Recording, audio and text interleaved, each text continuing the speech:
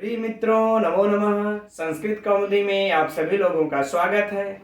मित्रों, हम लोग एलटी के पाठ्यक्रम को दृष्टि में रखकर लघु सिद्धांत कौमुदी से समास प्रकरण का अध्ययन कर रहे हैं और इस समय अध्ययन चल रहा है बहुव्रीहि समास का। यद्यपि इसकी कक्षा कल भी चल चुकी है, लेकिन उसमें हम लोग बहुत ज्यादा देर तक अध्ययन नहीं कर पाए, कुछ तकनीकी समस्या के कारण। कल बस इतना ही अध्ययन कर पाए, बहुव्रीहि का अर्थ और बहुव्रीहि समास में लिंग का निर्धारण इत्यादि ही। तो चलिए अब आज की कक्षा से हम लोग बहुव्रीहि समास के अंतर्गत पठित क्रमशः सूत्रों का अध्ययन प्रारंभ करते हैं। ठीक, तो आप लोग अपनी नोट्स और अपनी पुस्तक लघु सिद्धांत कौमुदी लेकर के बैठ जाइए, ताकि हम आप लोगों को जो बहुव्रीहि समास के अध्ययन में जिस गहराई तक लेकर के जाना चाहते हैं, आप लोगों को सरलता पूर्वक समझ में आ सके। चलिए तो हम लोग अध्ययन प्रारंभ करते हैं। तो मित्रों, बहुव्रीहि समास के अंतर्गत लघु सिद्धांत में कौमुदी में पठित जो पहला सूत्र है वह है शेषो बहुव्रीहि। शेषो बहुव्रीहि। ठीक, तो सबसे पहले देखते हैं हम लोग यह कैसा सूत्र है। तो यह अधिकार सूत्र है। ठीक मित्रों, इसका अधिकार चलता है। कहां तक चलता है? तो कह रहे हैं अधिकारोयम। अधिकारोयम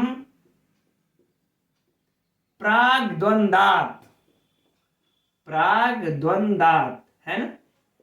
ठीक, अर्थात यह अधिकार, इस सूत्र का अधिकार है ना, यह अधिकार, इस सूत्र का अधिकार प्राग मने पहले, द्वंदात् मने द्वंद के ठीक पहले तक चलता है। ठीक, क्लियर? यह परीक्षा के लिए आप लोगों के लिए महत्वपूर्ण प्रश्न भी है कि बहुव्रीहि का अधिकार कहां तक चलता है? तो प्राग्द्वंदात्।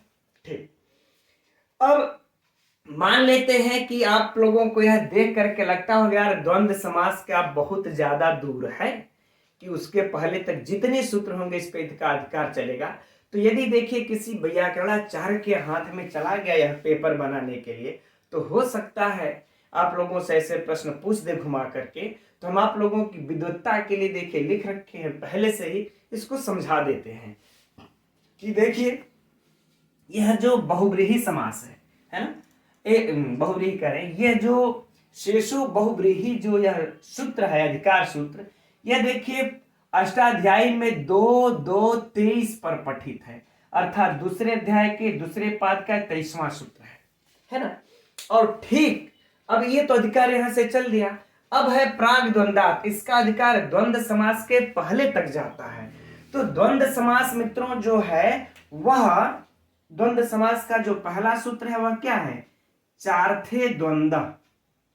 चार्थे द्वंद्व, जरा समझिएगा इसको आराम से। अब चार्थे द्वंद्व जो मित्रों पठित है, यह सूत्र आप लोगों को अष्टाध्यायी में 2-2-29 पर पठित है। अब तो स्पष्ट हो गया कि जो ये 23 से इसका अधिकार चलता है ना। तो 23-2-2-23, फिर 24, फिर 25, फिर 26, फिर 27, फिर ये 28 है ना। इसके बाद 29वां चार्थे द्वंद्व स्वयं खुद ही आ जाता है। तो इस शेषो बहुव्रीहि का जो अधिकार है मित्रों, वह केवल इन 5 सूत्रों पर ही चलता है। यह एकदम आप लोग नोट कर लीजिएगा। हो सकता है आप लोगों से परीक्षा में अगर ज्यादा गहराई तक पूछा जाए कि शेषो बहुव्रीहि का अधिकार कितने सूत्रों पर चलता है या कितने सूत्रों पर है इसका, तो सिर्फ इन्हीं 5 सूत्रों पर इसका अधिकार चलता है ना। आप लोगों की जानकारी के लिए मैंने पहले से ही लिख रखा है, 2-2-24 पर है। देखिए 2-2 ही समझिएगा, दूसरा अध्याय दूसरा पाद है ना, पूरा यहां तक आएगा। तो पहला है 24 पर अनेक मन्य पदार्थे। अच्छा, इन 5 सूत्रों में से भी मित्रों सिर्फ लघु सिद्धांत कौमुदी में यह अनेक मन्य पदार्थे, सिर्फ यही एक सूत्र पठित है। बाकी के यह पहला रहा, यह दूसरा, यह तीसरा, यह चौथा और यह 5वां। तो बाकी के ये जो 4 सूत्र हैं, यह लघु सिद्धांत कौमुदी में वरदराजाचार्य जी ने इसको शामिल नहीं किया है। तो हम लोगों को सिर्फ अनेक मन्य पदार्थ ही अध्ययन करना है, इन चारों को अध्ययन नहीं करना है। यद्यपि मैंने आप लोगों की जानकारी के लिए लिख रखा है, यह ना संख्या व्यासान्ना दूराधि संख्या करके है ये सूत्र। और ये वाला है पूरा सूत्र लिखा हुआ है, दिंग नामान्यंतराले तत्र तेने दमिति स्वरूपे तेन सहेत तुल्य योगे। यदि आप लोगों को इन चारों को अगर अध्ययन करना होगा तो आप लोगों को सिद्धांत कौमुदी या कास्का जैसे ग्रंथों में जाना पड़ेगा। हम लोगों को सिर्फ इसी सूत्र का अध्ययन करना है। ठीक है मित्रों, इसी सूत्र का मतलब सिर्फ यही मत समझ लीजिएगा, और भी बहुव्रीहि समास से जितने समासांत प्रत्यय लिंग विधान इत्यादि सब पढ़ना पड़ेगा, है ना। लेकिन इसके अधिकार में बस यही सूत्र, यही 5 ही सूत्र आते हैं। तो आप लोगों से जब परीक्षा में पूछ दिया जाए कि शेषो बहुव्रीहि का अधिकार कितने सूत्रों पर चलता है मित्रों, तो यह 5 सूत्रों पर चलता है, नोट कर लीजिएगा। चलिए ठीक है, अब हम लोग इस सूत्र से अध्ययन, चलिए शेषो बहुव्रीहि, पहले इसी का अध्ययन करते हैं, इसे साफ कर लेते हैं। तो आगे अब हम लोग इस शेषो बहुव्रीहि के अर्थ को समझते हैं। यदि इसके अर्थ को समझ लेंगे तो आगे बहुव्रीहि समास समझने में थोड़ी सरलता होगी। तो देखते हैं ये जो शेषो बहुव्रीहि में जो शेषो आया है इसका अर्थ क्या है, अर्थात जो शेष आया है यह शेष किसे कहते हैं, शेष क्या है। तो मित्रों, जो कहने से बच गया है, जो कहने से बच गया है वह शेष है। ठीक, शेष किसे कहते हैं, तो जो कहने से बच गया है वह शेष है, अर्थात जिसे नहीं कहा गया है वह शेष है। तो प्रश्न उठता है मित्रों ना कि किसे नहीं कहा गया, कौन कहने से बच गया। अब यह जानना है तो जो कहा गया है उसको देख लिया जाए, खुद ब खुद यह सामने आ जाएगा कि कौन कहने से बचा है। तो जो कहा गया है हम लोग अब उसको देख लेते हैं। तो हम लोग कहने वाले में अब हम लोगों ने तत्पुरुष समास का अध्ययन किया है मित्रों, तो जो कहा गया है उसको तत्पुरुष समास में आगे लेकर के चलते हैं, वहां से समझते हैं मित्रों। अगर इसे थोड़ा जरा ध्यान से समझिएगा आप लोग, देखिए वहां पर है द्वितीयांत, यह सूत्र आप लोगों को याद होगा, द्वितीयांत स्त्रीता तीत पतित गता त्यस्त प्राप्ता पन्ने। ठीक, सूत्र याद होगा। फिर हम लोगों ने पढ़ा था तृतीया तत्कृतार्थेन गुणवचनेन, है ना, तृतीया तत्कृतार्थेन गुणवचनेन। फिर आगे हम लोगों ने अध्ययन किया था चतुर्थी तदार्थ बलि हित सुख रक्षित, है ना, यह भी अध्ययन किए थे हम लोग सूत्र। फिर आगे हम लोग किए थे पंचमी भयेन, क्या किए थे, पंचमी भयेन। ठीक, फिर हम लोगों ने अध्ययन किया था षष्ठी, फिर अध्ययन किए थे हम लोग आगे सप्तमी सौंडही, है ना, यह भी अध्ययन किए थे, है ना मित्रों। अब चलिए, अब यहां से हम समास समझाते हैं इसमें आप लोगों को कि क्या कहा हुआ है ना, क्या चीज कहा हुआ है। तो देखिए यहां पर हम लोगों ने अध्ययन किया द्वितीया श्रीता तीत पतित में कि यहां पर द्वितीयांत का किसके साथ समास होता है, श्रीत अतीत पतित गत अत्यस्त प्राप्त आपन्न, इन शब्दों के साथ समास होता है। ये कहा हुआ है। उसी प्रकार से हम लोग इस तृतीयांत के साथ भी हम लोगों ने समास पढ़ा। उसी प्रकार से चतुर्थी, यह भी कहा गया। फिर हम लोगों ने इस चतुर्थी में भी पढ़ा, इस चतुर्थ्यंत का भी तदार्थ, उसके अर्थ बलि हित सुख रक्षिते में समास कहा गया। पंचमी का भी जो है कि पंचम्यंत का भी, इस पंचम्यंत का भी भय की इत्यादि के साथ समास ये कहा गया। षष्ठी का भी समास कहा गया, है ना। सप्तमी का भी जो है कि सौंड इत्यादि के साथ समास को बताया गया ना, तो ये कह दिया गया। अब हम लोगों ने देख लिया कि जो कहा गया है उसको हम लोगों ने देख लिया। अब आप लोग स्वयं यह आकलन कर सकते हैं कि इसमें से क्या नहीं कहा गया है। तो देखिए द्वितीया तृतीया चतुर्थी पंचमी षष्ठी सप्तमी तो ही गया, बचा कौन, किसको नहीं कहा गया, प्रथमा। कौन बच गया, प्रथमा हम लोगों को कहीं नजर ही नहीं आया। तो शेष क्या हुआ, अर्थात प्रथमांत ही शेष है। एकदम यहां पर नोट कर लीजिए, शेष क्या हुआ, प्रथमांत ही शेष है, प्रथमांत ही शेष है ना। क्योंकि मित्रों बाकी सबके साथ तो समास बता दिया गया, लेकिन यह नहीं कहा गया कि प्रथमांत का किनके साथ समास होता है, तो यही शेष बच गया। अब हम समझते हैं, अब आप लोगों को समझ में आ गया। तो बहुब्रीहि समास में, है ना, प्रथमांत का ही समास होता है। ठीक, अब आगे हम लोग जब अनेक मन्य पदार्थे जब पढ़ेंगे तो समझ में आएगा। तो पहले इसे साफ कर लेते हैं। तो हम लोग अब इस अनेकम मन्य पदार्थे इस सूत्र को देखते हैं। तो सबसे पहले देखते हैं मित्रों, यह सूत्र कैसा सूत्र है। तो यह देखिए विधि सूत्र है, विधान करता है। किसका विधान करता है, विकल्प से बहुब्रीहि समास का विधान करता है। अब कंडीशन इसके लिए है, क्या रखता है, किस कंडीशन में समास करता है ना। तो देखिए अन्य पदार्थे, यानी कि अन्य पद के अर्थ में, अन्य पद के अर्थ में। ठीक, अब बताइए किस अन्य पद के अर्थ में किसके साथ यह समास करता है, प्रश्न उठा। कर रहे अनेकम, है ना, अनेकम, न एकम अनेकम न तत्पुरुष, अर्थात जो एक न हो, एक से अधिक हो, एक से अधिक हो। तो अब आइए इस अर्थ में, कर अन्य पद के अर्थ में एक से अधिक प्रथमांत पदों का विकल्प से समास होता है और वह समास बहुब्रीहि समास कहलाता है। स्पष्ट हो गया। फिर सुनिए, अन्य पद के अर्थ में अनेकम यानी एक से अधिक प्रथमांत रहेगा, यह भी याद रखिए, एक से अधिक प्रथमांत पदों का विकल्प से समास करता है। अभी तक मित्रों हम लोग देखिए जो तत्पुरुष समास में पढ़ते आए थे, इसमें क्या था, दो पद हुआ करते थे, एक पूर्व पद और एक क्या था, उत्तर पद। लेकिन यहां पर कह रहे हैं कि अनेकम मतलब एक से अधिक पद हो, यानी कि एकाक पद और रहेंगे, 1 2 3 4 कई पद हो सकते हैं।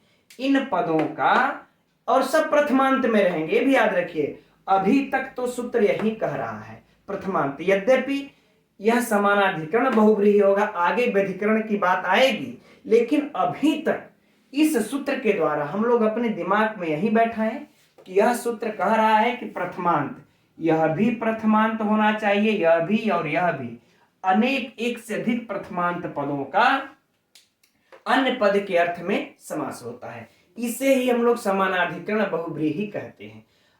अब व्यधिकरण की जब आएगी चर्चा तो वहां देखा जाएगा। तो मित्रों हम लोग पहले इन दो पदों में इस समास का उदाहरण देख लेते हैं इस सूत्र का, फिर ये दो से अधिक का भी उदाहरण देख लेंगे। ठीक, तो चलिए देखते हैं। चतुर्मुखा, हो सकता है कि आप लोगों के पुस्तक में न दिया हो तो आप लोग नोट कर लीजिएगा, है ना।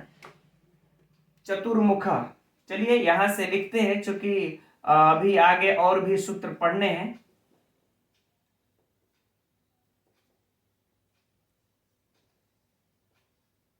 चतुर्मुख है, इसका हम लोग लौकिक विग्रह देख लेते हैं। चत्वारि मुखानि यस्य सः, आप सभी लोग जानते होंगे इसको। अब हम लोग इसके अलौकिक विग्रह को देख लेते हैं ना। अलौकिक विग्रह इसका क्या हो जाएगा, चतुर्जस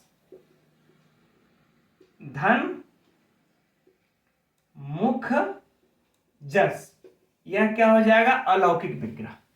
अब हम लोग देखते हैं मित्रों कि यहां पर ये जो अलौकिक विग्रह है, क्या इसके कंडीशन को, इसके नियम को यह लागू कर रहा है कि नहीं, तभी तो समास होगा।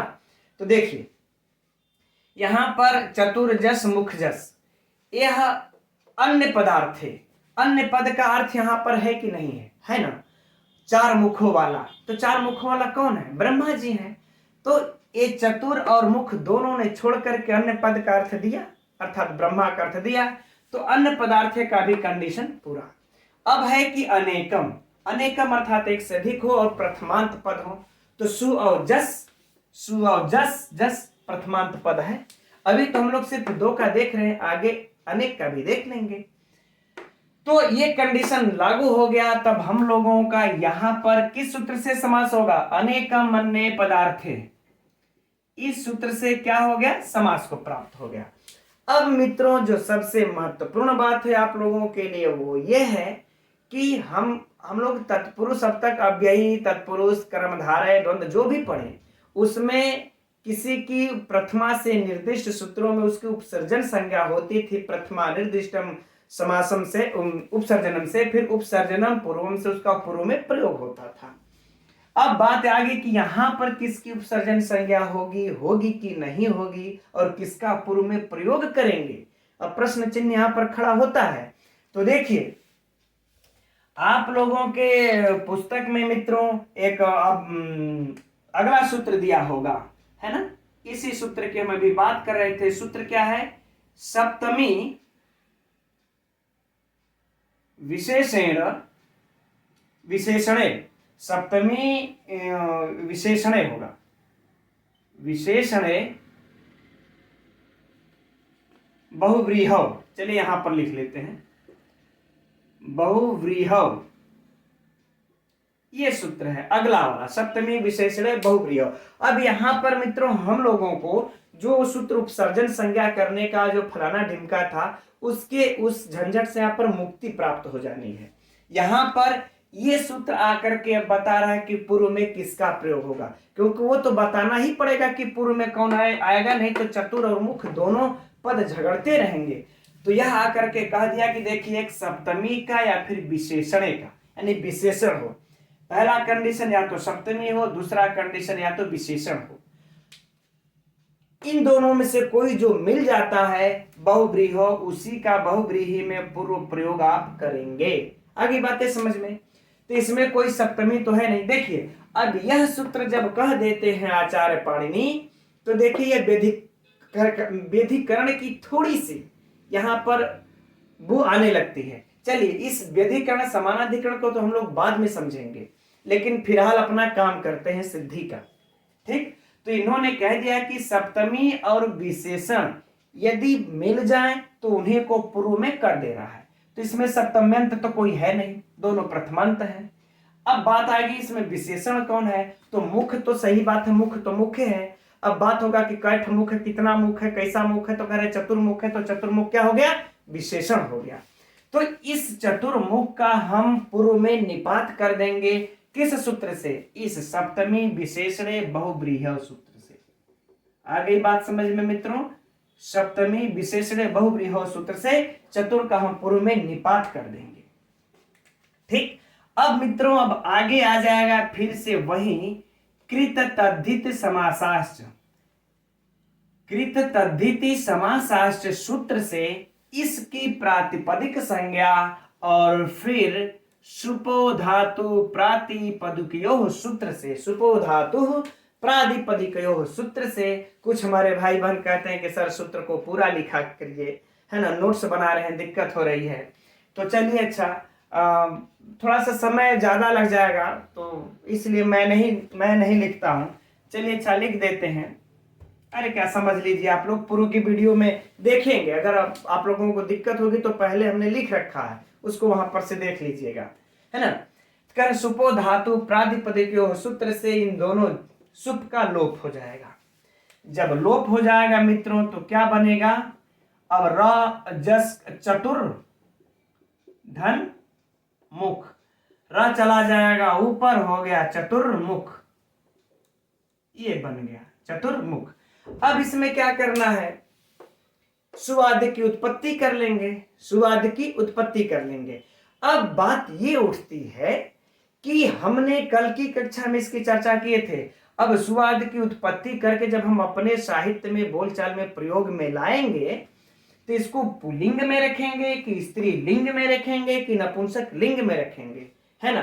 तब हम चलेंगे इसका विशेष से कौन है, जो अन्य पदार्थी जो यहाँ पर आया है, इसका जो अन्य पद का अर्थ है वह कौन सा लिंग का है, वो जो लिंग का होगा उसी लिंग को इसमें हम रख देंगे। तो चत्वारि मुखानि यस्य सः, चार मुखों वाले कौन है? ब्रह्मा। कौन है? ब्रह्मा है। तो जब चार मुखों वाले जब ब्रह्मा है तो ब्रह्मा पुलिंग में है, इसको हम लोग पुलिंग में रख करके सुआदि की जब उत्पत्ति कर देंगे मित्रों यहाँ पर, है ना।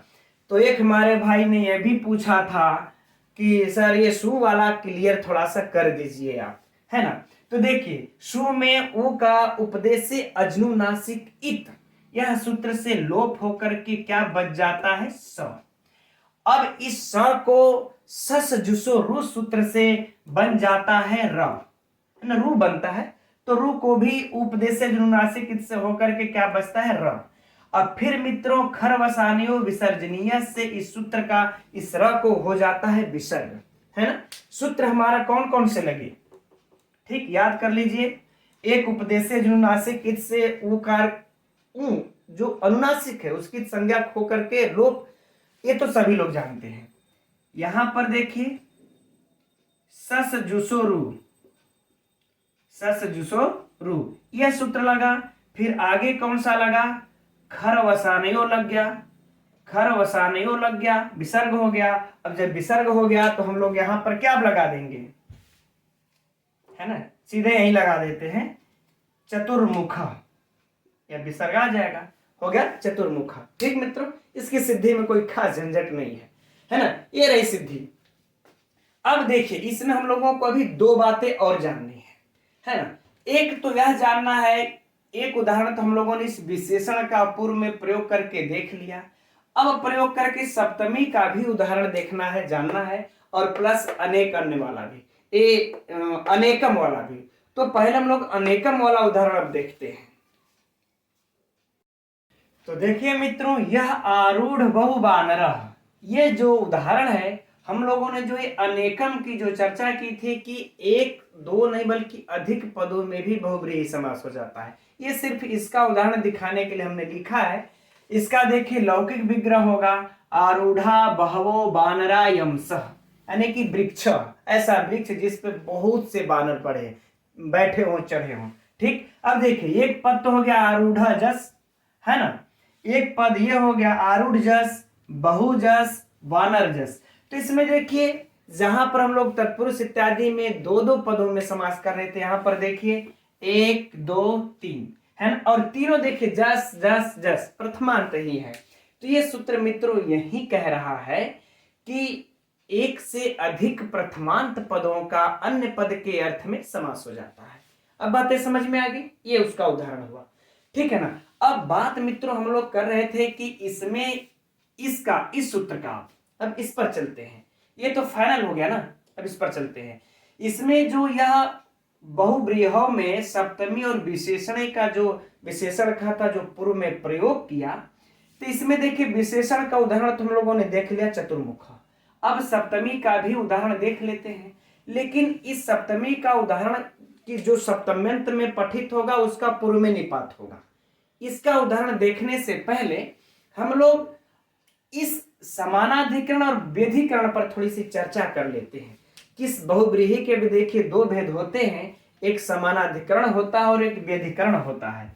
तो जो मित्रों हम लोग यहां पर देखे हैं, जो ये वाला सूत्र है, जो ये वाला सूत्र है, ये देखिए समानाधिकरण को कहता है, समानाधिकरण बहुब्रीहि को कहता है, क्योंकि ये कहते हैं यहां पर ना कि एक से अधिक प्रथमांत पदों का, तो सबके सब प्रथमांत हैं, तो यह समानाधिकरण बहुब्रीहि को यह समास बता दिया।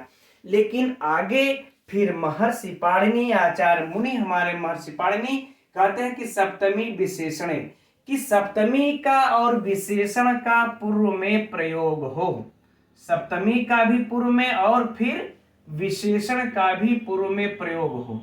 तो जरा सोचिए अब कि अगर महर्षि पाणिनि को अगर यही अभीष्ट होता आचार्य मुनि पाणिनि को कि सभी प्रथमांत पदों का ही एक से अधिक का अगर समास होता, तो फिर ये सूत्र में ऐसा क्यों लिखते कि सप्तमी का पूर्व में प्रयोग हो, तो सप्तम्यंत कहां से आ जाएगा उसमें जब सारे के सारे प्रथमांत हैं। तो ये तर्क हमारे कौमुदीकार का है, ये हम नहीं तर्क कर रहे हैं, ये हमारे कौमुदीकार तर्क कर रहे हैं कि इस सूत्र से आचार्य पाणिनि को यह भी अभीष्ट है कि प्रथमांत के साथ अन्यों का भी समास, यानी व्यधिकरण बहुव्रीहि भी जो है, व्यधिकरण बहुव्रीहि भी इनको अभीष्ट है। इस सूत्र से पता चलता है ना। बाकी ऐसा इन्होंने कहीं लिखा नहीं है, ये तर्क कौमुदी कार कह करके बताते हैं। तो ये सूत्र मित्रों समानाधिकरण बहुव्रीहि को बताने लगता है, और ये जब कह देते हैं सप्तमी का पूर्व में प्रयोग हो तो ये व्यधिकरण बहुव्रीहि को बताने लगता है। ठीक, ये आप लोगों की नॉलेज, अगर मान लेते हैं इससे अगर परीक्षा में प्रश्न घुमा करके पूछे तो इस पर भी ध्यान रखिएगा। ठीक, चलिए अब हम लोग इस सप्तम्यंत के विशेषण वाला, इस सप्तम्यंत का पूर्व के प्रयोग वाला उदाहरण देखते हैं।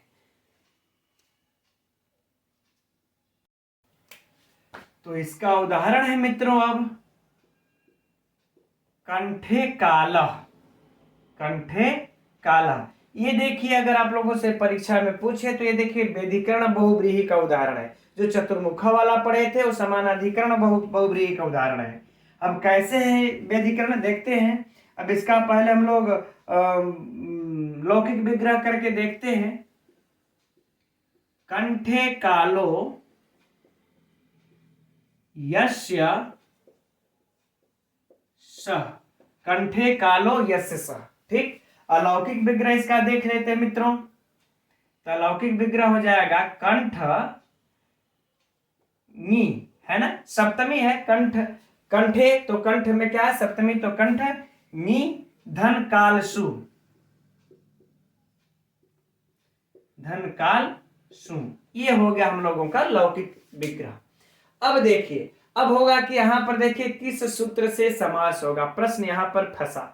तो देखिए मित्रों यहां पर भी अनेक मन्य पदार्थे सूत्र से ही समास होगा। यद्यपि हम लोगों ने यह पढ़ा है कि अनेक प्रथमांत पदों का अन्य पद के अर्थ में ही समास होता है, लेकिन यहां पर देखिए सप्तमी है, एक प्रथमा है, तो ये अनेक प्रथमांत पद वाला नियम लागू नहीं होता है। लेकिन जब ये सूत्र आ जाता है सप्तमी विशेषण का पूर्व में प्रयोग हो तो हमारे इसी सूत्र से ही यहां पर भी समास हो जाएगा। अगर परीक्षा में पूछे तो इसमें आप लोग कंफ्यूज मत होइएगा ना, अनेक मन्य पदार्थे सूत्र से ही यहां पर समास होगा, क्योंकि अन्य अर्थ यह दे रहा है। कौन? जिसका कंठ काला अर्थात भगवान शंकर। अब बाकी आगे की प्रक्रिया मित्रों वही होगी। कौन सी? जो इसके जिसके लिए खास तौर से हम लोग यह देख रहे हैं, सप्तमी विशेषण, सप्तमी का बहुव्रीहि में पूर्व प्रयोग हो। तो सबसे पहले हम लोग देख लेंगे, उपसर्जन संज्ञा तो करने का झंझटे नहीं है, सीधे सीधे पूर्व में उठा करके ढकेल देना है ना। तो कंठ गी में कौन सी विभक्ति है? सप्तमी, तो सप्तमी को हम लोग पूर्व में रख देंगे और कालसु तो बाद में चला गया। अब आगे की प्रक्रिया क्या? तो इसमें कंठगी का पूर्व में किस सूत्र से प्रयोग हुआ, परीक्षा में पूछा जाएगा, तो सप्तमी विशेषण बहुव्रीहि सूत्र से। अब यहां पर देखिए बात आ गई कृत तद्धिति समासाश्च सूत्र से, फिर से वही होगा कृत तद्धिति समासाश्च सूत्र से प्रातिपदिक संज्ञा, और फिर अगला सूत्र होगा सुपो धातु प्रातिपदिकयोः सूत्र से इस सु का लोप। लेकिन अब इस सप्तमी का एक निषेध करने वाला, इस सुपो धातु प्रातिपदिकयोः सूत्र का लोप का निषेध करने वाला मित्रों अगला सूत्र आ जाता है हलदंतात। ये अगला सूत्र आ जाता है, किताब में आप लोगों के दिया होगा, आप लोग देख सकते हैं। हलदंतात